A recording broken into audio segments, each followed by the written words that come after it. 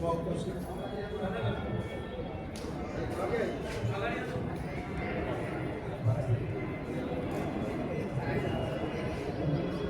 में उपस्थित अध्यक्ष महोदय, चुनाव अधिकारी महोदय, मेरो कार्यकारिणी को समस्त साथीहरू एवं गोरखा कल्याण समिति का अध्यक्ष श्री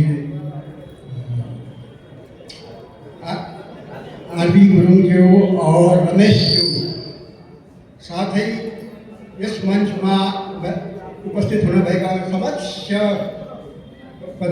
समस्या हाम्रो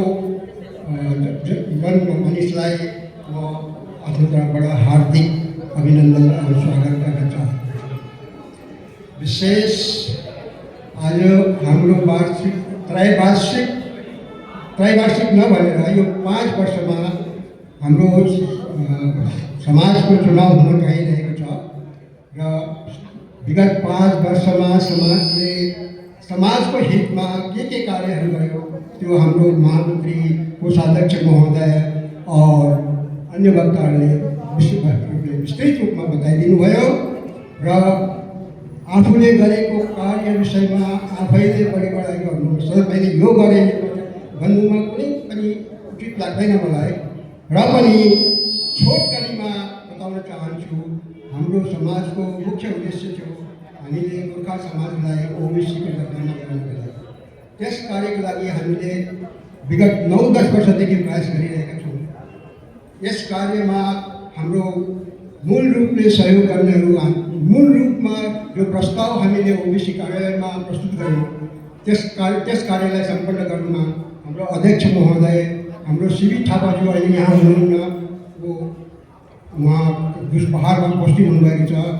साथमा हाम्रो रमेश थापाज्यू, सायद हामीले लागेर करिब रात दिन 1 महीना तक 2 महीना तक लागेर त्यस प्रस्तावलाई तयारी गरेर हामीले ओबिसी कार्यालयमा पठायौँ।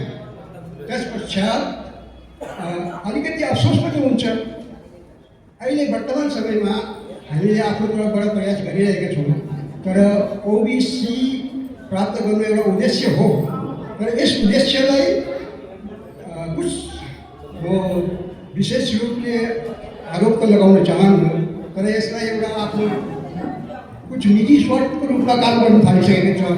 हामीले यो गर्दैछौँ, हामीले जति गरिन्छ त्योभन्दा ज्यादा प्रचार प्रसारमा विशेष ध्यान दिएर एक संस्थाले दूसरालाई तपाईँले केही पनि गरेको छैन, हामीले गर्दैछौँ भन्ने एउटा होड लगाइरहेको छ, त्यो बहुत उचित होइन।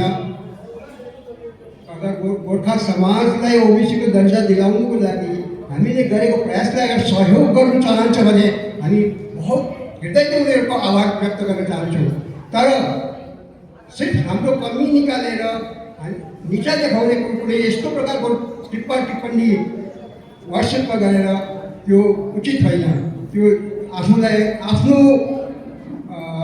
अति उत्साहमा दूसरा मानिसलाई निचा देखाउने कार्य बहुत संस्थाहरूले गरिरहेको छ और समय समयमा त यस्तो टिप्पणीहरू आउँछ कि बर्दाश्त गर्नुलाई पनि बहाल हुन्छ। र त्यो अहिले बाँकी समाज, खास गरेर म गोर्खा परिषदको पनि बात गर्न चाहन्छु। सुरुवातमा हामीले त्यस एक हाम्रो भारतको स्तरीय समाज भनेर हामीले सहायता माग्यौँ, तर उस समय त तिनीहरूले कुनै पनि सहायता गरेन। हामीले बार उनीहरूलाई अनुरोध गऱ्यौँ कि तपाईँहरूले हामीलाई सहायता गर्नुहोस्, हाम्रो राज्यमा आएर हाम्रो यहाँका गण्यमान्य व्यक्ति ओबिसी अध्यक्षहरूसँग भेट गरेर हाम्रो बातलाई अघि बढाइदिनुहोस्, हामीलाई यस प्रकारले सहायता गर्नुहोस्। तर उस समयमा हामीले कुनै प्रकारको सहायता पाएनौँ।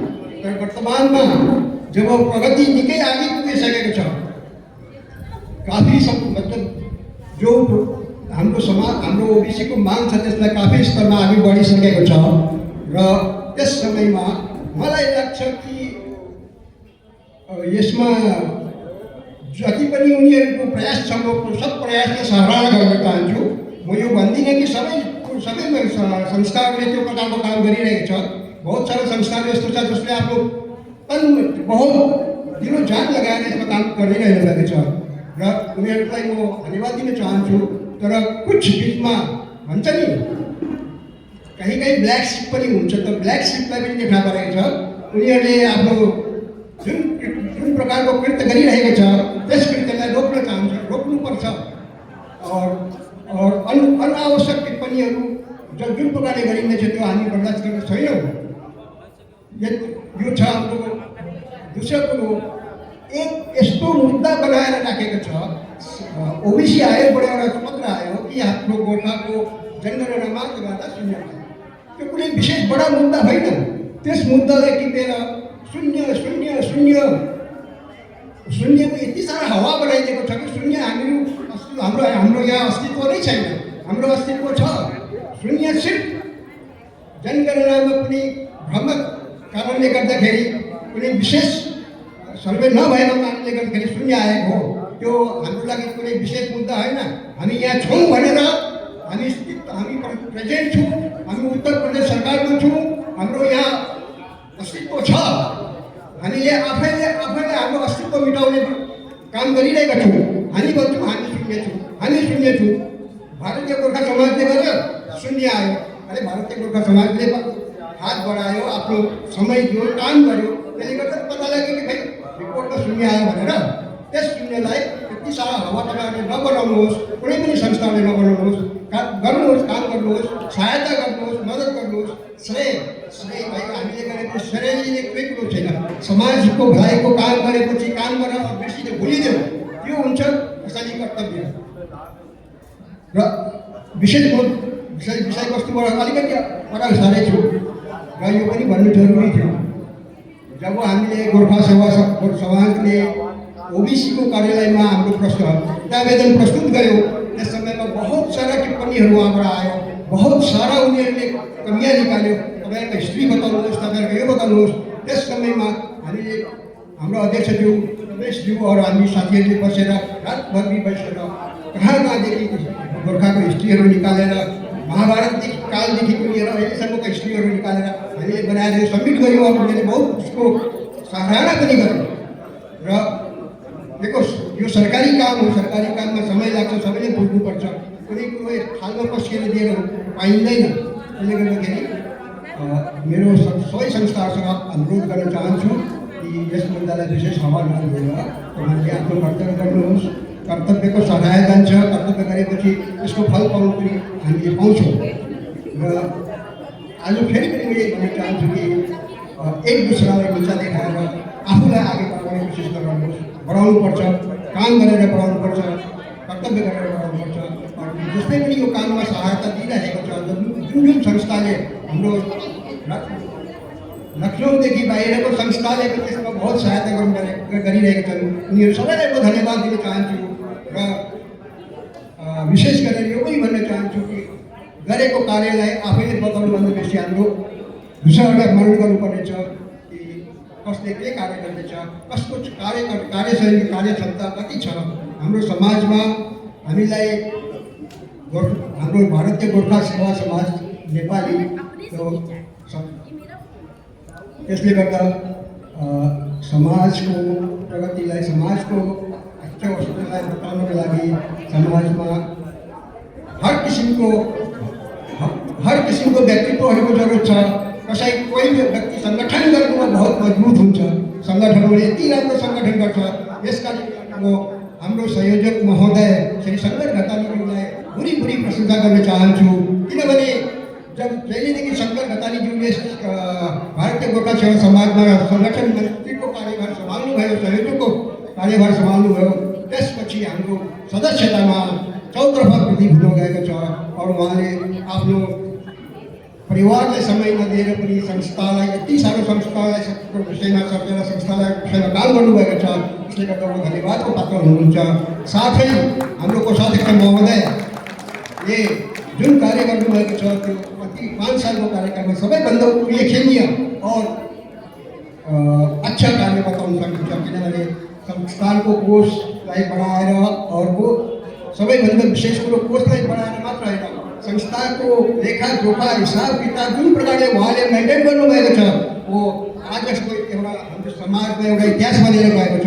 यसमा योभन्दा पहिला थियो हाम्रो हिसाब किताबहरू थियो। हाम्रो भन्दैनौँ कि हामीले हिसाब राख्दै थियो, तर यति सुव्यवस्थित ढङ्गले गरिएको छ कि आज हाम्रो समाजलाई कसैले यो भन्नु सक्दैन कि समाजले चन्दा उठाउँछ, यो गर्छ त्यो गर्छ।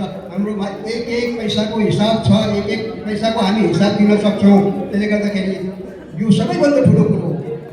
जब जनताबाट हामीले चन्दा लिन्छौँ या पैसा लिन्छौँ, त्यसपछि हाम्रो यो जिम्मेदारी हुन्छ त्यसलाई सही जग्गामा खर्च गरौँ और उसको हामी जवाबदेही पनि गर्छौँ। जवाबदेही बन्नुमा हामीलाई यो सहयोग गर्छ कि हामीले आफ्नो हिसाब किताब सही राखौँ। कोष कुनै पनि संस्थाको एउटा ऋणको हड्डी हुन्छ, बिना कोष कुनै पनि संस्था चल्न सक्दैन। त्यसले गर्दाखेरि ऋणको हड्डीलाई मजबुत राख्यो भने संस्था पनि मजबुत रहन्छ। यो मेरो भन्नु छ। दोस्रो कुरो, समय बेसी नलिएर म यो भन्न चाहन्छु कि आज हाम्रो समाजको 5 वर्षको कार्यकालमा हामीले के गर्यौँ, मैले के गरेँ भनेर आफ्नो व्याख्यान गर्नु, हामीले आफ्नो यथोशक्ति जति पनि हाम्रो शक्ति छ त्यो हिसाबले समाज कार्यमा हमेसा लगेर काम गरिरह्यौँ। और सबैको सहयोग, एक व्यक्तिको सहयोगले मात्र होइन, सबैको सहयोग, हाम्रो अध्यक्ष महोदयदेखि लिएर हाम्रो समस्त कार्यकारिणीको सहयोगले हामीले समाजलाई यस स्तरमा ल्याउन सकेका छौँ। त्यसले गर्दा म हाम्रो समाजको समस्त कार्यकारिणीलाई पनि धन्यवाद दिन चाहन्छु। और आज मलाई यहाँ बोलाएर आफ्नो छोटो वक्तव्य दिनुको लागि तपाईँले आमन्त्रण गर्नुभयो, त्यसको लागि पनि म धन्यवाद दिन चाहन्छु। और यति भनेर और त बातहरू त बहुत राम्रो छ, तर समय कम छ। त्यसले गर्दा म यति नै भनेर आजको मेरो सानो बातचित नै भनौँ यसलाई, बातचितलाई म यही समाप्त गर्न चाहन्छु। और तपाईँहरूबाट आशा गर्छु कि तपाईँहरू समाजमा जोडिनुहोस् और समाजमा हात बढाउनुहोस्, समाजलाई सहयोग पुर्याउनुहोस् और समाजसँग हमेसा जोडिएर बस्नुहोस्। आजको उपस्थिति देखेर बहुत खुसी लागेको छ। धन्यवाद, बहुत बहुत धन्यवाद, नमस्कार।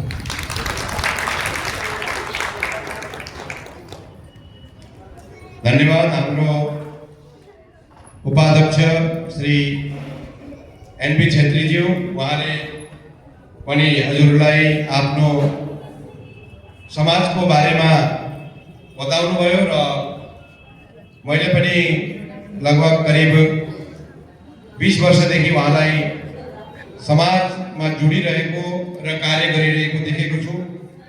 करिब 22 वर्षदेखि म पनि समाजमा निरन्तरताको साथमा